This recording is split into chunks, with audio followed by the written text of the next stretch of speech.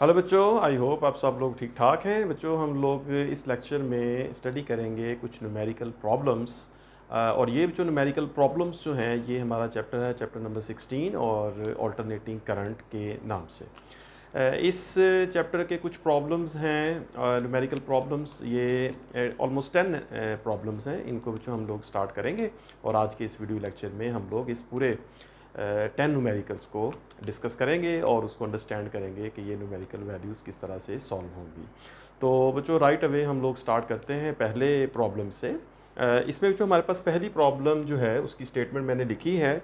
मैं एडवाइस करूँगा आप लोग अपने पास टेक्स्ट बुक या की बुक जो है ज़रूर रखें जिसके ऊपर स्टेटमेंट्स लिखी हुई हैं और वो आपके पास मौजूद हैं, ताकि आप वहाँ से इसको कंपेयर कर सकें और इसको नोट भी कर सकें। तो हमारे पास जो पहला प्रॉब्लम है उसकी स्टेटमेंट यहाँ पे लिखी है। An alternating current is represented by the equation I equals 20 sine 100 pi T. ये जो गिवन है एक इक्वेशन ऑल्टरनेटिंग करंट के हवाले से।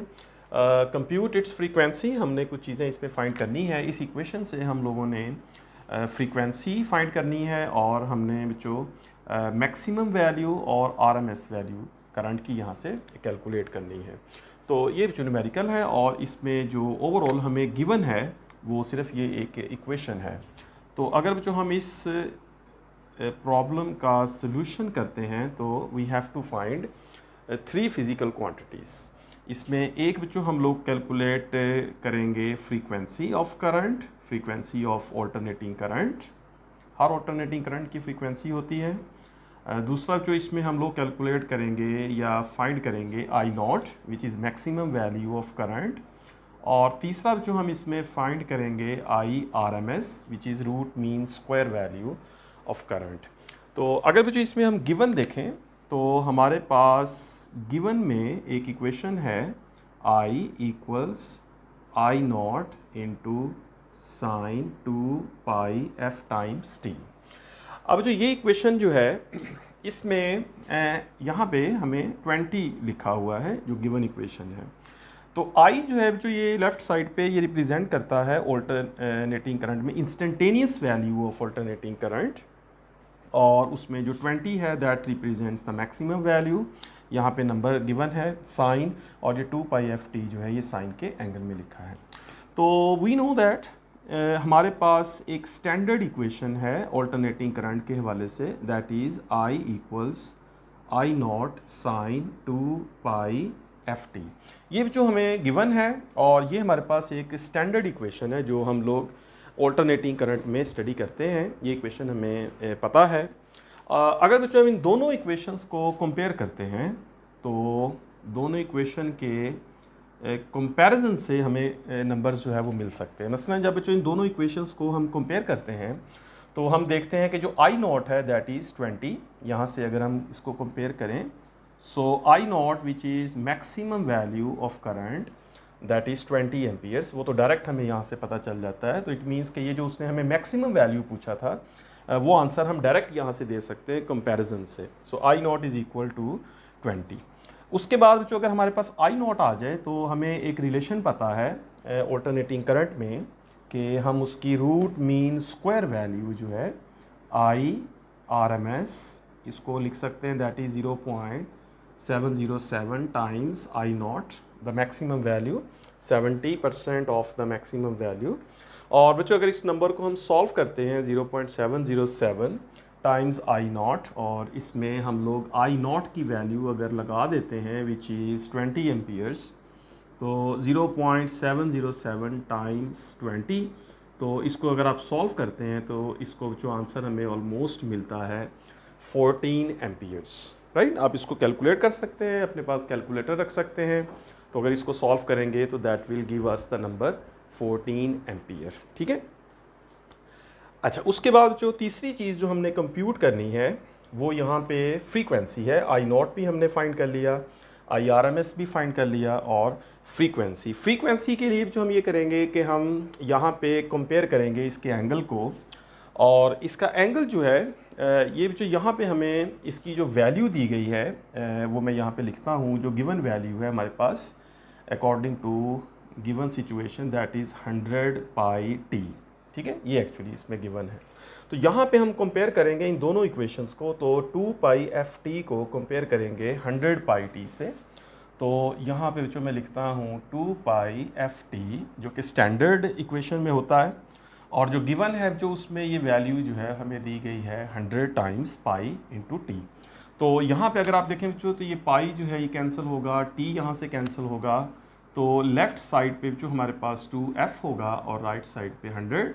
तो यहाँ से बच्चों f जो है that must be equals to 50 hertz. तो ये बच्चों इसकी ऑल्टरनेटिंग करंट की फ्रीक्वेंसी होगी। ठीक है, तो इस तरह जो सिंपली हम इस न्यूमेरिकल प्रॉब्लम को इस तरह से सॉल्व कर सकते हैं। तो इसमें हमारे पास जो है तीनों क्वांटिटीज़ जो हैं, frequency, I naught maximum value of current और root mean square value of current, इस तरह से हम लोग इसमें कंप्यूट कर सकते हैं। ठीक है, यहाँ पे आप इसको पॉज करें और इस सारे न्यूमेरिकल को नोट करें। ठीक है, नोट करें इस न्यूमेरिकल को। ओके बच्चों, ये था हमारे पास प्रॉब्लम नंबर 1। प्रॉब्लम नंबर 2 है हमारे पास बच्चों इसकी स्टेटमेंट के sinusoidal AC has a maximum value of 15 ampere, what are its RMS value. एक बच्चों ऑल्टरनेटिंग करंट है जिसकी मैक्सिमम वैल्यू 15 एम्पियर है, उसकी आरएमएस वैल्यू बताएंगे हम। और इसी में जो सेकंड पार्ट है कि if the time is recorded from the instant the current is zero and is becoming positive, what is the instantaneous value of the current after 1/300 seconds, given frequency is 50 Hz।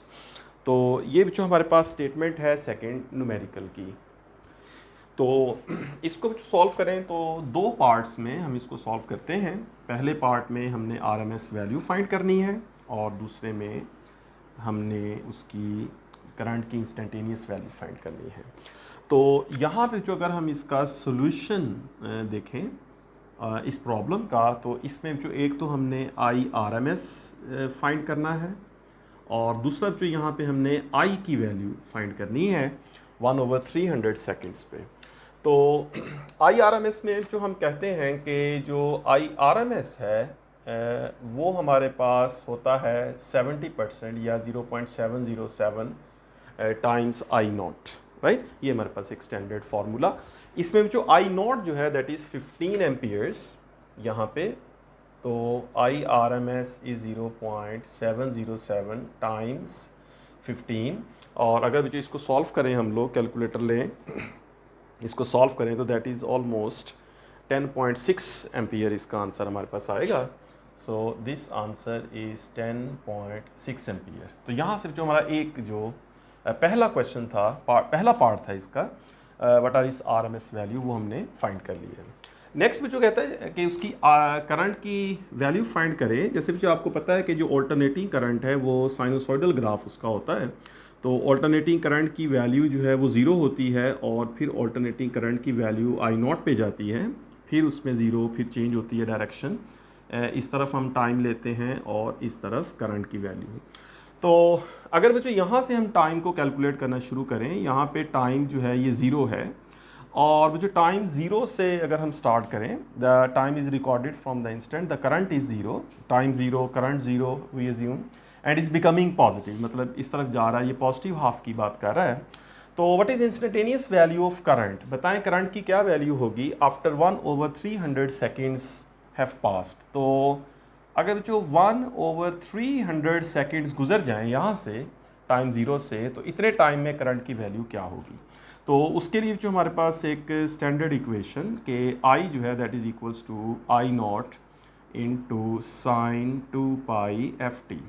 इस equation में जो हम numbers लगाते हैं तो यहाँ से I जो है that is instantaneous value of current that will be equals to 15।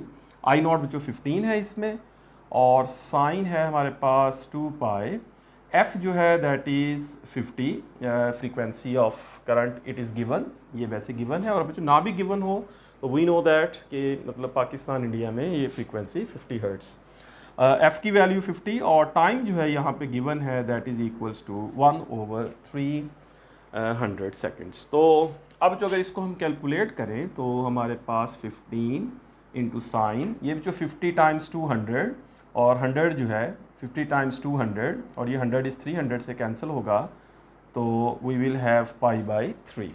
तो π/3 रेडियंस हमारे पास एंगल होगा विच इज़ 60 डिग्रीज़।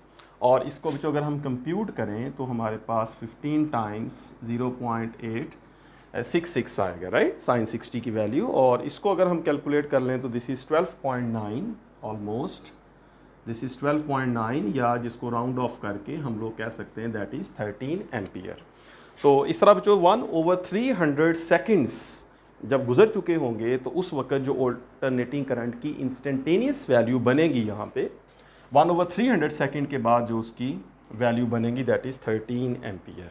ठीक है, तो हमने देखा बच्चों कि उसकी मैक्सिमम वैल्यू जो है आई नॉट दैट वाज 15 एम्पियर, तो 13 एम्पियर यहाँ कहीं इसकी वैल्यू बनेगी, तो that will be the answer. ठीक है बच्चों, तो ये था हमारे पास प्रॉब्लम नंबर 16.2। ऑलमोस्ट प्रॉब्लम 1 और 2 में एक सिमिलैरिटी थी और तकरीबन एक ही फॉर्मूला हमने इसमें यूज़ किया। ठीक है बच्चों, तो इसके बाद करते हैं प्रॉब्लम नंबर 3। ओके बच्चों, प्रॉब्लम नंबर 3 है आपके सामने बच्चों, इसकी स्टेटमेंट लिखी हुई है। ये है बच्चों, find the value of the current and inductive reactance when AC voltage of 220 volt at 50 hertz is passed through an inductor of 10 henry. ये जो बच्चों न्यूमेरिकल है ये एक्चुअली प्योर इंडक्टिव सर्किट का न्यूमेरिकल है। इसमें जो हमारे पास सिचुएशन यूँ है कि एक इंडक्टर है और इस इंडक्टर को कनेक्ट किया गया है एक ऑल्टरनेटिंग सोर्स के साथ, और फिर बच्चों इस ऑल्टरनेटिंग सोर्स के साथ कनेक्ट करके हमसे कुछ पूछा गया है। ये जो एक इंडक्टर है ये ऑल्टरनेटिंग करंट सोर्स है। इस इंडक्टर की जो इंडक्टेंस है L that is equals to 10 henry, और ये जो बच्चों हमारे पास AC सोर्स है, इस AC सोर्स की जो मतलब AC वोल्टेज उसकी जो वैल्यू दी गई है 220 वोल्ट, चूँकि बच्चों ये ऑल्टरनेटिंग सर्किट है तो इसमें ये जो 220 वोल्ट होगा that will be the VRMS value, that is VRMS। हमें नहीं बताया गया कि ये मैक्सिमम नहीं कहा गया, तो ये कहा गया है कि ये when AC voltage of 220 volt at 50 hertz is pass through an inductor, तो मैक्सिमम नहीं कहा गया, तो इट इज़ अंडरस्टूड कि अब ये RMS वैल्यू ऑफ वोल्टेज होगी। ठीक है, जहाँ पे वोल्टेज की वैल्यू के बारे में मैक्सिमम नहीं कहा जाएगा इसमें AC सर्किट्स में, तो वहाँ पे हम लोग उसको RMS वैल्यू में लेंगे। ठीक है, तो VRMS जो है that is equals to 220 volt, frequency जो है जो इस वोल्टेज की दैट इज़ 50 हर्ट्ज, तो उसके बाद 10 हेनरी उसकी इंडक्टेंस है। तो कैलकुलेट करें करंट, बताएं जो यहाँ पे कितना करंट जो है यहाँ पे फ्लो करेगा, तो करंट की जो वैल्यू है वो भी जो हम IRMS ही लेंगे, तो root mean square value of current ही हमने फाइंड करनी है। दो चीज़ें फाइंड करनी है जो, एक तो हमने करंट फाइंड करना है, दूसरा हमने यहाँ पे इंडक्टिव रिएक्टेंस फाइंड करना है।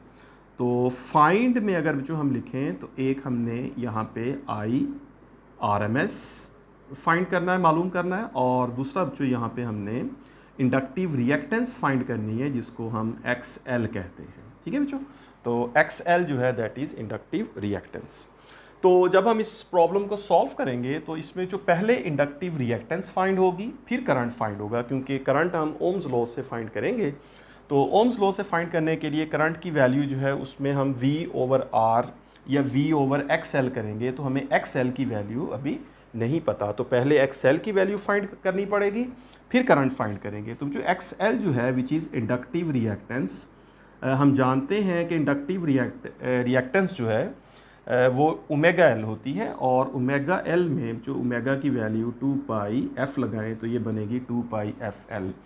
तो इस फॉर्मूले में यहाँ पे वैल्यूज़ लगा देते हैं, 2 times 3.14, frequency is 50, L is 10, तो इन सारे नंबर्स को बच्चों मल्टीप्लाई करें, 50 टाइम्स 10 500, 500 टाइम्स 2 1000, 1000 इंटू 3.14, तो ये जो रिएक्टेंस बनेगी 3140 ओम बनेगी। ठीक है बच्चों, इसको आप लोग अपने आपके पास कैलकुलेटर से यहाँ पे पॉज करके वीडियो को आप वेरीफाई कर सकते हैं। So this value of resistance is 3140 ओम। ठीक है, इंडक्टिव रिएक्टेंस के यूनिट्स होंगे ओम। अब ये जो हमारे पास इंडक्टिव रिएक्टेंस है उसके बाद हम लोगों ने इसका ये फाइंड करनी थी रिएक्टेंस, अब हमने IRMS लेना है। तो using Ohm's law, Ohm's law का कॉन्सेप्ट यहाँ पे हम यूज़ करेंगे और उसके मुताबिक जो हम लिखेंगे IRMS is equals to V R M S upon X L. तो यहाँ से वी आर एम एस की वैल्यू गिवन है, ये हमारे पास जो 220 वोल्ट है, और एक्स एल की वैल्यू है 3140। तो अगर बच्चों इन दोनों नंबर्स को हम डिवाइड करते हैं तो वी गेट 0.07 एम्पियर्स। तो we get 0.07 amperes. So this is the root mean square value of current flowing through this pure inductive circuit, AC source, inductor. तो ये जो करंट रिएक्टेंस की वैल्यू, और ये होगी इसमें करंट की value, which will be the root mean square value of current. ठीक है बच्चों, तो this is problem number 3। Okay बच्चों, प्रॉब्लम नंबर 4, इसकी स्टेटमेंट आ गई बच्चों यहाँ पे। A circuit has an inductance of 1/π henry and resistor और resistance of 2000 ohm. A 50 Hz AC is supplied to it. Calculate the reactance and impedance offered by the circuit. तो ये जो एक्चुअली जो प्रॉब्लम है ये हमें RL सीरीज़ सर्किट से लिया गया है। तो ये है जो RL सीरीज़ सर्किट है एक जो हम बनाएंगे, वहाँ से ये प्रॉब्लम है। तो हमारे पास जो एक इंडक्टर है, let's say this is an inductor, और इसके साथ हमारे पास एक रेजिस्टर है जिसको यहाँ पे कनेक्ट कर लेते हैं। रेजिस्टर और इंडक्टर के साथ एक ऑल्टरनेटिंग सोर्स कनेक्ट है, ये जो R हो गया, ये L हो गया। तो ये जो रेजिस्टर है जो इसकी वैल्यू गिवन है दैट इज़ 2000 ओम। ये जो इंडक्टर है इसकी इंडक्टेंस गिवन है विच इज़ 1/π हेनरी। ये जो एक एसी सोर्स है जो इसके साथ कनेक्ट किया है, इस एसी सोर्स की फ्रीक्वेंसी 50 हर्ट्ज़ है। तो कैलकुलेट करें जो इस सर्किट में इसकी इम्पीडेंस कैलकुलेट करें और रिएक्टेंस कैलकुलेट करें, राइट। दो चीज़ें हमने फाइंड करनी है। देखिए बच्चों, अगर वो सिर्फ इम्पीडेंस ही पूछ लेता तब भी हमें इसमें इसकी रिएक्टेंस जो है वो फाइंड करना पड़ती। तो आप लोग याद करें इम्पीडेंस की डेफिनेशन। इम्पीडेंस जो है इसको जो डिफाइन करते हैं total resistance offered bye N AC circuit. तो ये एक छोटा सा एसी सर्किट है, इसमें दो कंपोनेंट हैं, इसकी जो टोटल रेजिस्टेंस होगी वो कैलकुलेट करें तो दैट विल इम्पीडेंस। उस टोटल रेजिस्टेंस में जो हम लोग इस रेजिस्टर की वैल्यू लेते हैं जो कि ऑलरेडी 2000 ओम है, और हमें ज़रूरत होती है इस इंडक्टर की रिएक्टेंस की। तो अगर नहीं भी पूछा जाता हमें यहाँ पे रिएक्टेंस का तो हमें ये फाइंड करना पड़ती। ऑलराइट, तो पहले जो इसकी रिएक्टेंस फाइंड करेंगे और फिर हम इम्पीडेंस के फॉर्मूले से इसकी इम्पीडेंस कैलकुलेट करेंगे। तो पहले जो इसकी रिएक्टेंस फाइंड करते हैं XL। तो बेसिकली इस क्वेश्चन में हमने एक तो XL फाइंड करना है, XL, और दूसरा जो हमने यहाँ पे Z फाइंड करना है विच इज़ इम्पीडेंस। तो XL जो है that is reactance of inductor, तो ओमेगा L होती है, और बच्चों ओमेगा की वैल्यू जो है दैट इज़ 2πfL। तो अगर इसकी वैल्यूज़ को हम लगा दें which is 2 times 3.14 times 50 times 1/π, ये L की वैल्यू है। तो यहाँ पे जो हमारे पास पाई जो है ये इससे कैंसिल होगा, तो हमारे पास जो इस क्वेश्चन में रिएक्टेंस बचेगी that is very simple. So XL that is equals to 2 times 50 that is equals to 100 ohm. ठीक है बच्चों, तो ये रिएक्टेंस जो है उसने पूछी थी, तो ये हमने कैलकुलेट की दैट इज़ 100 ओम। इसके बाद जो हमने इम्पीडेंस फाइंड करना है, इसमें इम्पीडेंस फाइंड करेंगे इस पूरे सर्किट की। तो इम्पीडेंस के लिए जो हमारे पास जो फॉर्मूला होता है किसी RL सर्किट में, वो जो फॉर्मूला है जो इम्पीडेंस का Z that is equals to R square plus XL square and its square root. ये जो हमने इम्पीडेंस का फॉर्मूला यहाँ पे हम लोग लगाएंगे। तो इसमें जो हम लोग वैल्यू लगाएंगे R की which is resistance given this is 2000, इसका स्क्वायर लेंगे। XL जो है ये जो 100 इसका स्क्वायर लेंगे और फिर इसका स्क्वायर रूट। तो ये जो नंबर्स जो हैं ये आप लोग कैलकुलेटर से सॉल्व कर सकते हैं। 2 का स्क्वायर 4 आएगा, उसके साथ फिर 10⁻6 हो जाएगा। 100 का स्क्वायर जो है ये 10⁻4 हो जाएगा। और इसको जो अगर आप लोग इसको हम सॉल्व करते हैं कैलकुलेटर से तो इसका आंसर जो हमारे पास बनता है 2002.5। तो 2002.5 ओम ये जो इसकी इम्पीडेंस होगी। ठीक है बच्चों, तो सिंपल, पहले आपने रिएक्टेंस कैलकुलेट करना है, इसमें रिएक्टेंस कैलकुलेट करेंगे और उसके बाद सिंपल इम्पीडेंस का फार्मूला लगाएंगे और इस इम्पीडेंस के फार्मूले से हम लोग इसकी इम्पीडेंस कैलकुलेट करेंगे। ऑलराइट, चलें नेक्स्ट क्वेश्चन 16.5, प्रॉब्लम नंबर 5। तो इस प्रॉब्लम की स्टेटमेंट लिखी है जो भी मैंने यहाँ पे। तो इस स्टेटमेंट में ये दोबारा से जो हमारे पास जो क्वेश्चन है वो इसी तरह से हमारे पास RL सीरीज़ सर्किट से होगा। इसमें रजिस्टर और इंडक्टर, चलें इसकी स्टेटमेंट देखते हैं। An inductor of pure inductance 3/π henry is connected in series with a resistance of 40 ohm. एक रजिस्टर है और एक इंडक्टर है, उसको सीरीज़ में कनेक्ट किया है। तो उसमें जो फाइंड करें, find its peak value of current, RMS value of current and the phase difference between current end voltage. तो इसमें जो हमारे पास कुछ गिवन है सिचुएशन, और गिवन में हमारे पास जो एक तो L है जो कि इंडक्टेंस है, that is equals to 3/π henry, ये इसमें इंडक्टेंस है। और जो रेजिस्टेंस है R रजिस्टर की, that is equals to 40 ohm. और उसके बाद जो इक्वेशन गिवन है हमें, which is V equals V0, V0 की जगह यहाँ पे जो हमें नंबर दिया गया है that is 350 and sign 100πt। तो ये जो हमें कुछ गिवन है इसमें, और हमसे पूछा गया है 2-3 फैक्टर्स जो है यहाँ पे हमसे पूछे हैं। तो पहला जो है जो हमारे पास वो है peak value of current find करें। तो देखिए जो यहाँ से यहाँ पे हमारे पास इस इक्वेशन में ये जो 350 होगा, ये जो हमारे पास मैक्सिमम वैल्यू ऑफ वोल्टेज होगी। आपको पता है कि जो हमारे पास इक्वेशन होती है वोल्टेज की V, that is equals to V0 into sine 2πft। अगर हम इस इक्वेशन से कंपेयर करें गिवन इक्वेशन को, तो आप देख सकते हैं कि क्लियरली इस गिवन इक्वेशन में V0 की जगह 350 लिखा है। तो V0 इज़ 350, यहाँ पे हम क्लियरली देख सकते हैं कि V0 की वैल्यू यहाँ पे 350 यूज़ होगी। अब जो हमने V0 तो यहाँ से देख लेंगे कि V0 जो है that is equals to 350 volt. अब हमने पहला अगर देखें पॉइंट जो फाइंड करना है, पीक वैल्यू फाइंड करनी है। तो पीक वैल्यू के लिए भी जो ओम्स लॉ अगर यूज़ करें तो हम ये कह सकते हैं आसानी से कि यूजिंग ओम्स लॉ I0 जो है that must be equals to V0 upon Z, that will be the impedance of the circuit, या आप जो कह लें total resistance offered by the circuit. अगर इस गिवन प्रॉब्लम को मैं थोड़ा सा ड्राइंग या उसको अगर सर्किट उसका बना लें, तो उसमें जो एक हमारे पास रेजिस्टर है और एक हमारे पास इंडक्टर है, और उसको हमने दोनों को कनेक्ट करना है एक ऑल्टरनेटिंग सोर्स के साथ। तो ये जो गिवन सिचुएशन है, ये इंडक्टर है और ये रेजिस्टेंस है। तो बच्चों I0 फाइंड करने के लिए V0 तो गिवन है विच इज़ 350। अब Z बच्चों हमें चाहिए, Z होगा इस पूरे सर्किट की रेजिस्टेंस और उसको इम्पीडेंस कहते हैं। तो Z बच्चों जैसा कि अभी हमने पिछले प्रॉब्लम में फाइंड किया था, ये देखिए Z को फाइंड करने का फॉर्मूला है हमारे पास R² plus XL² square root.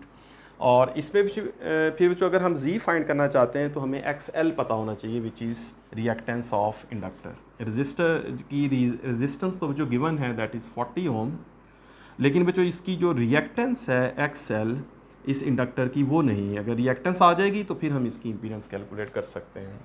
तो पहले स्टेप पे जो शुरू में पहले हम इसमें XL फाइंड करेंगे which is equals to omega L, और ओमेगा L को हम लिखेंगे 2πfL। अब यहाँ पे जो अगर वैल्यूज़ हम लगा दें तो 2π times 50 times L is given that is 3/π henry. यहाँ से जो पाई कैंसिल होगा तो हमारे पास जो ये आंसर आ जाएगा 300, राइट। 2 टाइम्स 50 100 टाइम्स 3, तो ये आ जाएगा 300 ohm. That will be the reactance of the inductor. अब जो इस 300 के बाद हम लोग इम्पीडेंस फाइंड कर सकते हैं using Z, that is equals to R² plus XL² square root. और इसमें जो R जो है इसकी जगह 40 लगाएंगे और XL जो है इसकी जगह 300, और इसको बच्चों सॉल्व करेंगे। 40 का स्क्वायर 1600 आएगा 300 का आ जाएगा बच्चों 90,000 आएगा। और इसको बच्चों जब हम सॉल्व करेंगे z के लिए तो 302.6 वैल्यू हमारे पास 302.6 ओम बच्चों इसकी इम्पीडेंस आएगी। ठीक है, इम्पीडेंस हमसे पूछा नहीं गया था लेकिन हमें इसकी ज़रूरत पड़ी, हमें चाहिए था, इसके बगैर हम प्रॉब्लम को सॉल्व नहीं कर सकते। अब जो यहाँ से हम लोग peak value I naught find कर सकते हैं। So I naught will be equals to V naught upon Z. तो यहाँ पे बच्चों वी नॉट जो है दैट इज़ 350, तो 350 लेंगे और z जो है ये हम लेंगे 302.6। और बच्चों इस वैल्यू को जब हम सॉल्व करेंगे तो आई नॉट आ जाएगा हमारे पास 1.16 एम्पियर्स। तो ये बच्चों हमारे पास पीक वैल्यू ऑफ करंट होगी इस सर्किट में। ठीक है, आप लोग इसको कैलकुलेट करके देख सकते हैं।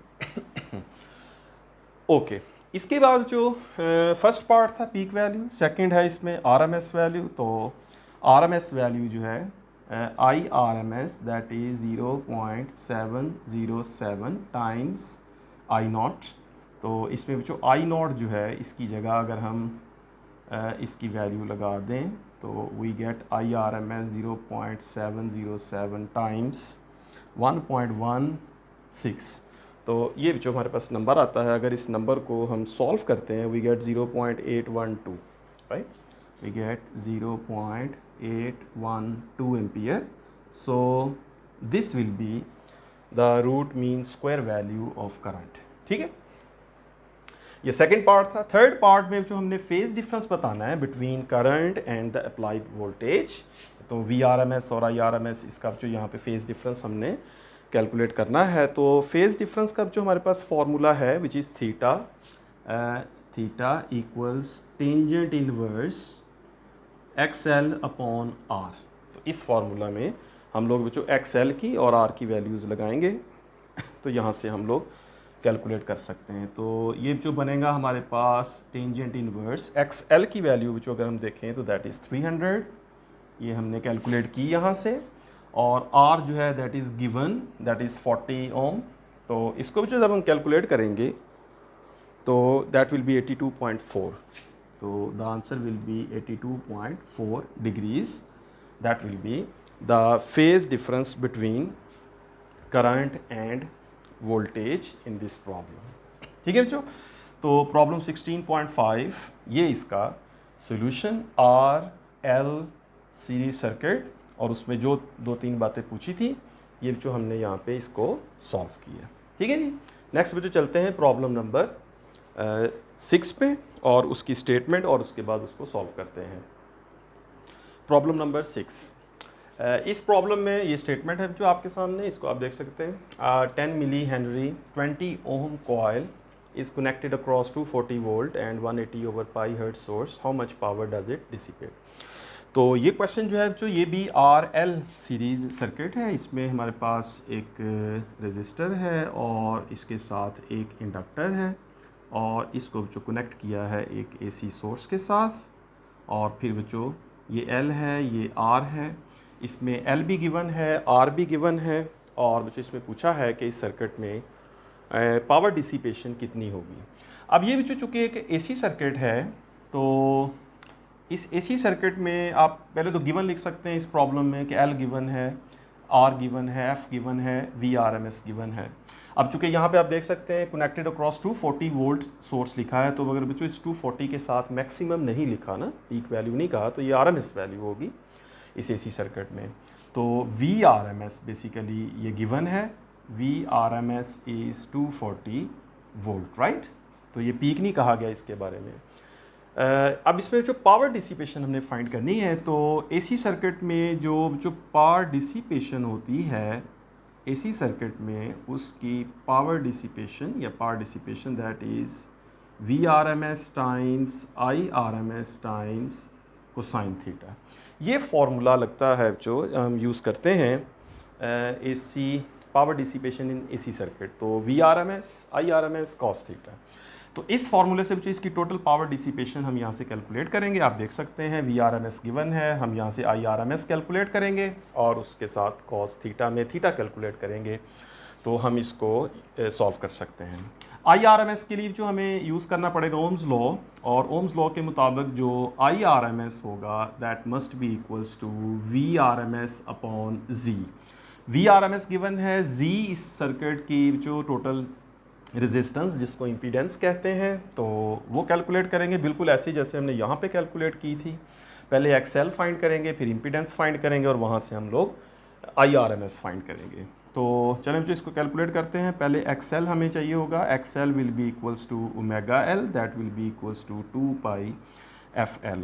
तो अगर इसकी कैलकुलेशन करें हमारे पास 2 पाई इंटू F जो है frequency that is given, that is equals to 180 upon pi times L जो है वो हमें गिवन है जो दैट इज़ 10 मिली हेनरी। तो 10 milli means 10 times 10 raise to the power -3। तो ये भी जो हमारे पास नंबर्स होंगे जिसमें हमारे पास वैल्यूज़ हैं इसकी गिवन। और अगर भी जो इसको हम सॉल्व करेंगे तो इस पाई से पाई कट जाएगा, 180 टाइम्स 2 360, 3600 डिवाइडेड बाय 1000, तो 3.6 बनेगा अगर आप इसकी कैलकुलेशन कैलकुलेटर से करें। तो 3600 180 टाइम्स 2 360, 360 टाइम्स 10 3600 डिवाइडेड बाय 1000, तो ये 3.6 ओम बनेगी, that is the reactance of inductor. इस रिएक्टेंस के बाद जो हमने इसकी इम्पीडेंस कैलकुलेट करनी है तो that will be Z equals R square plus XL square and square root. तो यहाँ से R जो है that is given, that is 20, तो it will be 20 square plus XL that will be 3.6 square and then square root. और अगर इसको बच्चों सॉल्व करें, इसका सोल्यूशन करें कैलकुलेटर से, तो ये नंबर जो है हमारे पास that will be 20.3 ohm, right. So this Z will be equals to 20.3 ohm, that will be the impedance of the circuit। ये भी जो उसने पूछा नहीं था इम्पीडेंस, लेकिन हमें ज़रूरत पड़ी इसकी कि हमने इस इम्पीडेंस को कैलकुलेट करना है, क्योंकि इसके बगैर हम लोग इसमें जो IRMS कैलकुलेट नहीं कर सकते। अब जो हम IRMS कैलकुलेट कर सकते हैं तो IRMS जो है that is equals to VRMS which is given upon Z, ये जो हमने यहाँ पे कैलकुलेट किया। तो VRMS जो है दैट इज़ 240, तो ये 240 है, और Z जो है दैट इज़ 20.3।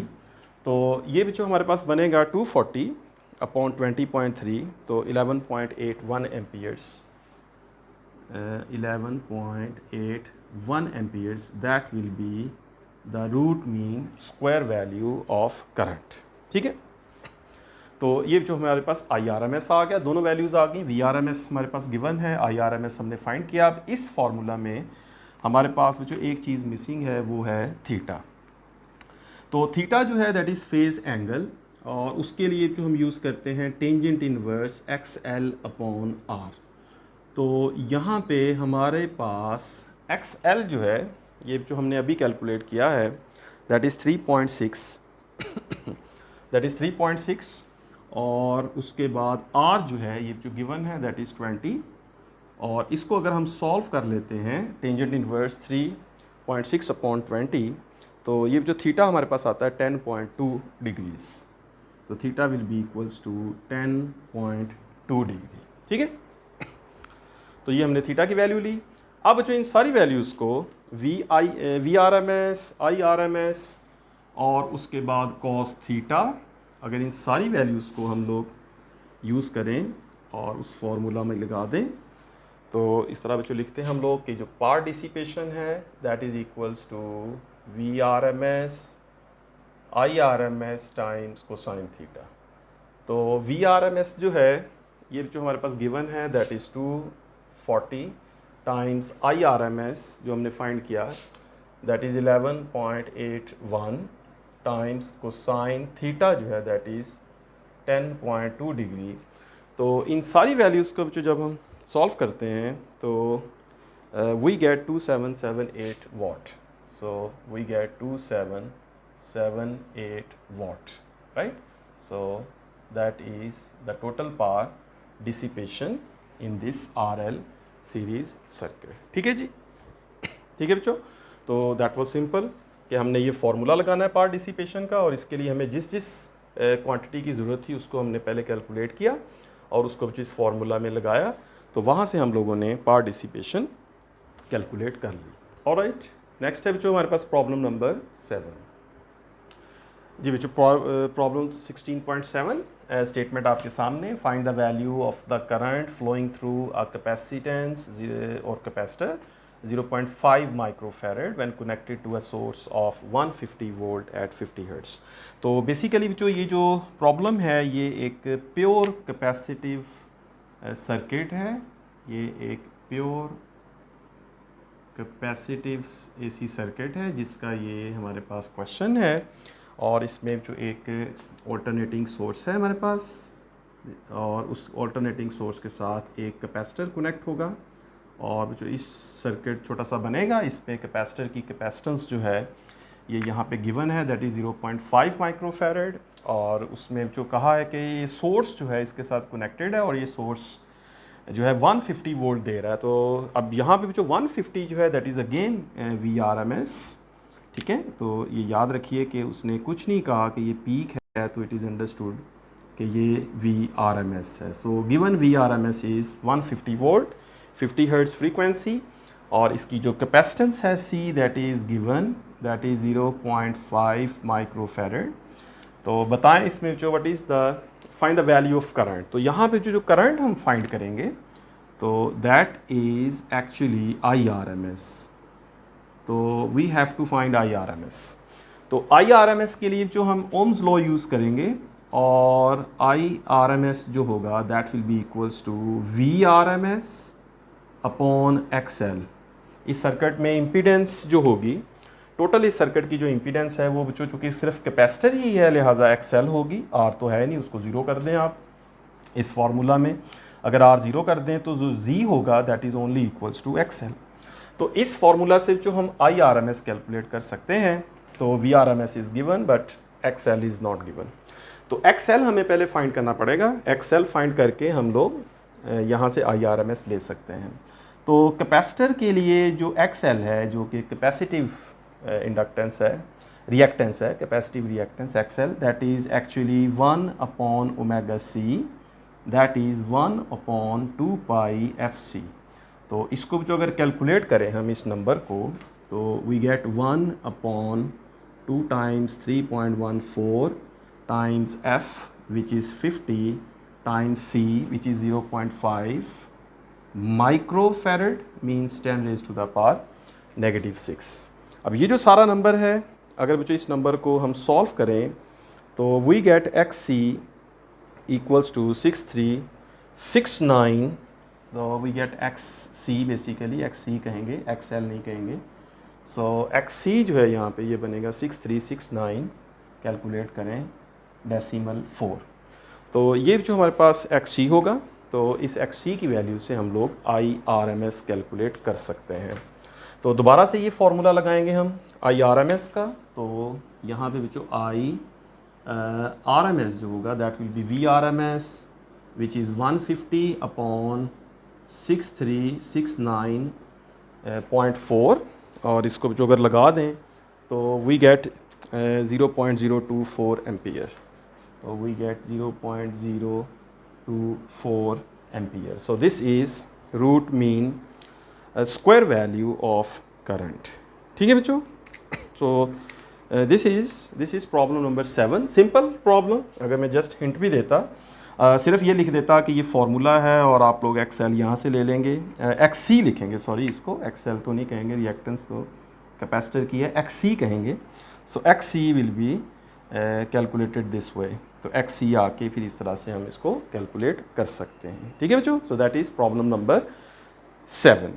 नेक्स्ट है हमारे पास बच्चों प्रॉब्लम नंबर 8। प्रॉब्लम नंबर 8 की स्टेटमेंट लिखते हैं और उसके बाद उसको सॉल्व करते हैं। Problem number 16.8। तो इसमें जो कहता है स्टेटमेंट है, an alternating source of EMF 12 volt and frequency 50 hertz is applied to a capacitor of capacitance 3 microfarad in series with a resistor of resistance 1000 ohm, calculate phase angle. तो ये जो हमारे पास एक सिंपल AC सर्किट है जिसमें एक resistor है और उसके साथ जो एक कैपेसिटर है, दोनों सीरीज़ में हैं, और उसके साथ जो एक ऑल्टरनेटिंग सोर्स है जिसकी ईएमएफ गिवन है, ये आर है, ये सी है। इसमें जो इसमें VRMS दिया हुआ है विच इज़ 12 वोल्ट, फ्रीक्वेंसी दी है 50 हर्ट्ज़, और इसके बाद ये जो कैपेसिटेंस है और ये इसकी रेजिस्टेंस है। इसको आप गिवन में लिख सकते हैं कि ये सारी वैल्यूज़ हैं। यहाँ पे जो हम लोगों ने कैलकुलेट करना है फेज़ एंगल, और फेज़ एंगल जो है ये ऑल्टरनेटिंग सर्किट में उसका जो एंगल फार्मूला जो है theta, that is equals to tangent inverse XC upon R। ये हमारे पास जो फार्मूला है जिससे हम लोग XC/R के फार्मूला से फेज़ कैलकुलेट कर सकते हैं। अगर हम इस गिवन सिचुएशन में देखें तो हमारे पास जो R जो है that is given which is 1000 ओम, और जो XC है which is reactance of capacitor वो नहीं दी गई। तो इसका मतलब अगर हम इस क्वेश्चन में XC कैलकुलेट कर लें तो हम लोग इस प्रॉब्लम को सॉल्व कर सकते हैं। तो XC जो है that is reactance of capacitor is equals to omega C 1 upon omega C। तो इसको भी जो लिख सकते हैं 1 अपॉन 2 पाई FC, वैल्यूज़ लगा दें इसमें, तो that is equals to 2 times 3.14 times F which is 50 hertz given, नहीं भी होगा तो 50 ही लेंगे हम, times C which is capacitance 3 microfarad, तो 3 times 10 raise to the power -6।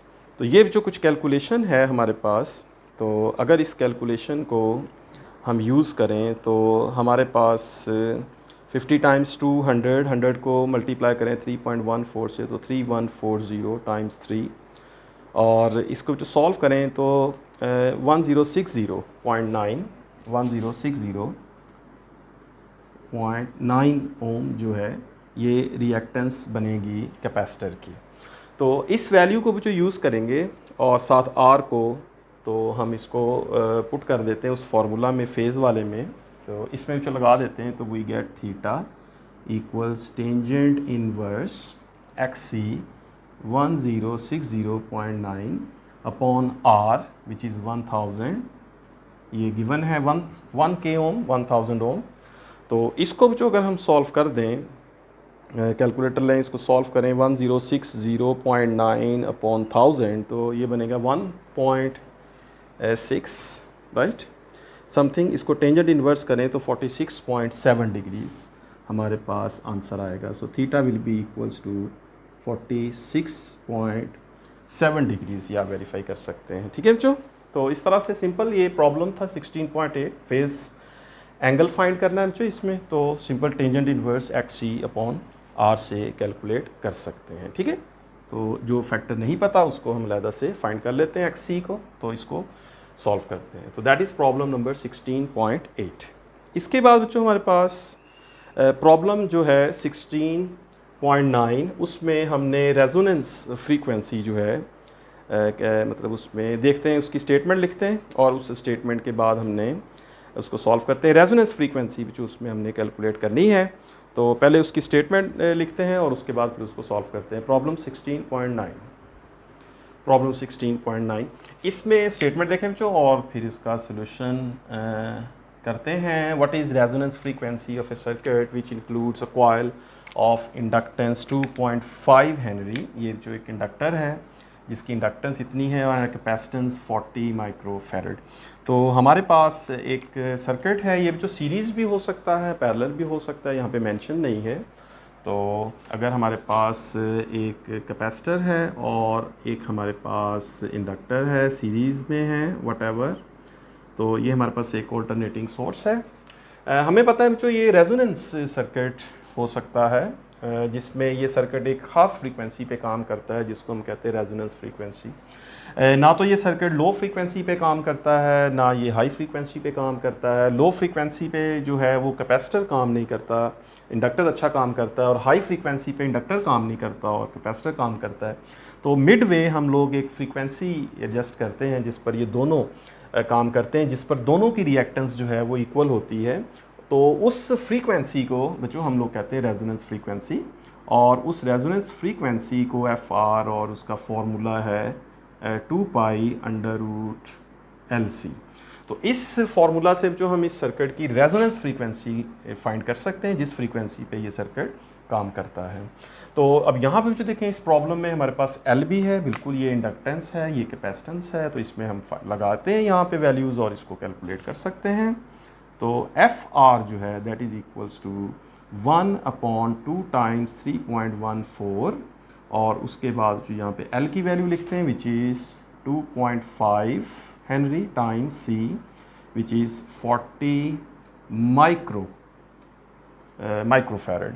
तो ये जो इसको सॉल्व करें इस नंबर को कैलकुलेटर से, तो we get 15.9, we get almost 15.9 hertz, जिसको राउंड ऑफ करके 16 हर्ट्ज़ तक हम लिख सकते हैं। ठीक है बच्चों, so that was resonance frequency equals to 16 hertz. Okay बच्चों, तो ये था हमारे पास प्रॉब्लम नंबर 9। नेक्स्ट हमारे पास है बच्चों प्रॉब्लम नंबर 10। लास्ट प्रॉब्लम जो 16.10 statement, N inductor of inductance 150 micro Henry is connected to in parallel with a variable capacitor whose capacitance can be changed from 500 to 20 picofarad.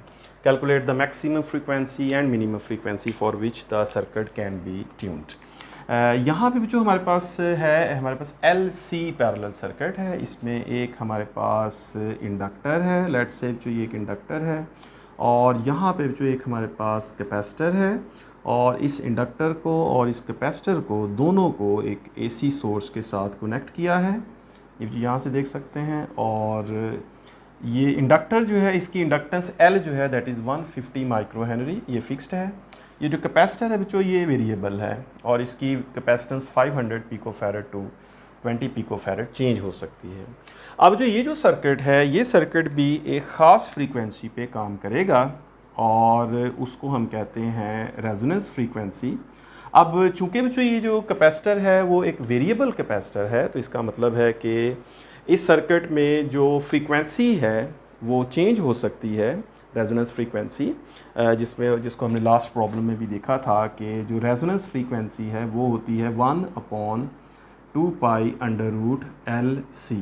अब यहाँ पे बच्चों हमारे पास जो C है, जो कैपेसिटेंस है, वो वेरिएबल है 500 पिकोफैरड टू 20 पिकोफैरड। तो हमारे पास दो फ्रीक्वेंसीज़ की वैल्यूज़ होंगी। अगर जो हम मान लें कि एक कैपेसिटेंस जो है ये 500 है, जो मैक्सिमम कैपेसिटेंस है वो 500 पिकोफैरड है, और जो मिनिमम कैपेसिटेंस है वो 20 पिकोफैरड है, तो हमारे पास इन दोनों वैल्यूज़ को लेके फ्रीक्वेंसी की दो वैल्यूज़ कैलकुलेट होंगी। एक होगी बच्चों फ्रीक्वेंसी की मैक्सिमम वैल्यू, और दूसरी होगी फ्रीक्वेंसी की मिनिमम वैल्यू। अगर बच्चों हम फ्रीक्वेंसी का इस कैपेसिटेंस के साथ रिलेशन देखें तो ये इन्वर्स है। तो कैपेसिटेंस की मिनिमम वैल्यू पे फ्रीक्वेंसी जो है ये मैक्सिमम होगी, और कैपेसिटेंस की मैक्सिमम वैल्यू पे जो फ्रीक्वेंसी है वो मिनिमम होगी। तो अगर बच्चों हम फ्रीक्वेंसी की पहले मैक्सिमम वैल्यू कैलकुलेट करें तो हम लिखते हैं F max which is maximum value of capacitance. तो वो बच्चों कैलकुलेट होगी मिनिमम वैल्यू ऑफ कैपेसिटेंस पे, that is 2 times 3.14 times under root, यहाँ पे करेंगे, यहाँ पे स्क्वायर रूट कर लेंगे, और L जो है दैट इज़ 150 माइक्रो 10⁻⁻⁶, और C जो है चूँकि बच्चों मैक्सिमम है हमारे पास फ्रीक्वेंसी, तो C की वैल्यू मिनिमम लेंगे, जो इन दोनों में मिनिमम है विच इज़ 20 पिकोफैरड। तो यहाँ पे बच्चों इसकी वैल्यू आ जाएगी 20 पिकोफैरड, 20 टाइम्स 10⁻⁻⁶। तो इसको बच्चों अगर हम कैलकुलेट करेंगे तो that will give us the maximum value of frequency, और ये होगी हमारे पास जो मैक्सिमम वैल्यू आएगी इसको कैलकुलेट करके दैट इज़ 2.91 हर्ट्ज़। ठीक है, ये आप लोग कैलकुलेट कर सकते हैं। इस साथ दूसरी भी जो वैल्यू फाइंड करेंगे इसी फॉर्मूला से, that will be the minimum value of frequency, और उसमें जो C होगा वो ये यूज़ होगा 500, L तो वही होगा, तो हम इसको लिखेंगे 1/2 times pi 3.14 times square root, और स्क्वायर रूट में जो L हम लेंगे तो that will be 150 times micro है तो 10⁻⁻⁶ टाइम्स 500 पिको, 500 टाइम्स 10⁻⁻12। सॉरी बच्चों यहाँ पे पिको है तो दैट मीन्स -12 आएगा। ठीक है, तो करेक्शन कर लें इसमें -12, और इसको बच्चों अगर हम कैलकुलेट करें तो we gate 5814, we get 0.5814 hertz. So we get this one as minimum value of frequency. ये आप लोग कैलकुलेट कर सकते हैं। चूँकि वेरिएबल कैपेसिटर है तो चेंज होगी कैपेसिटेंस, ये उसकी मिनिमम कैपेसिटेंस होगी तो फ्रीक्वेंसी मैक्सिमम बनेगी वहाँ पे सर्किट में, और मैक्सिमम कैपेसिटेंस बनेगी तो मिनिमम फ्रीक्वेंसी बनेगी। तो इस रेंज में 2.91 से 0.5814 हर्ट्ज फ्रीक्वेंसी की रेंज में ये सर्किट काम करेगा। ऑलराइट बच्चों, तो दैट वाज प्रॉब्लम नंबर 10। तो यहाँ पे बच्चों ये सारी प्रॉब्लम्स जो है सॉल्व हुई। आई होप कि आपको इसमें अच्छी तरह से इन प्रॉब्लम्स की अंडरस्टैंडिंग होगी। ये चैप्टर जो है ये हमने स्टडी किया है ऑल्टरनेटिंग करंट डिटेल में सारे टॉपिक्स। तो ये लास्ट पे इसकी प्रॉब्लम्स एक ही जगह, आप लोग टॉपिक के साथ भी ये प्रॉब्लम्स कर सकते हैं और अलग से भी ये सारी प्रॉब्लम्स को सॉल्व कर सकते हैं, इनकी प्रैक्टिस कर सकते हैं, खुद से भी करें इसको, और जहाँ से आपको प्रॉब्लम आए वहाँ से इस वीडियो लेक्चर में आप लोग इस प्रॉब्लम को देख सकते हैं। इस वीडियो के लास्ट पे कमेंट्स में मैं इसमें इसके जो प्रॉब्लम्स हैं उसकी टाइमिंग जो है वो मेंशन करूँगा, तो वहाँ पे क्लिक करके आप डायरेक्ट उस प्रॉब्लम पे जाके उस प्रॉब्लम को भी समझ सकते हैं। ऑलराइट बच्चों, अच्छा सा पढ़ते रहें। Take care, all the best.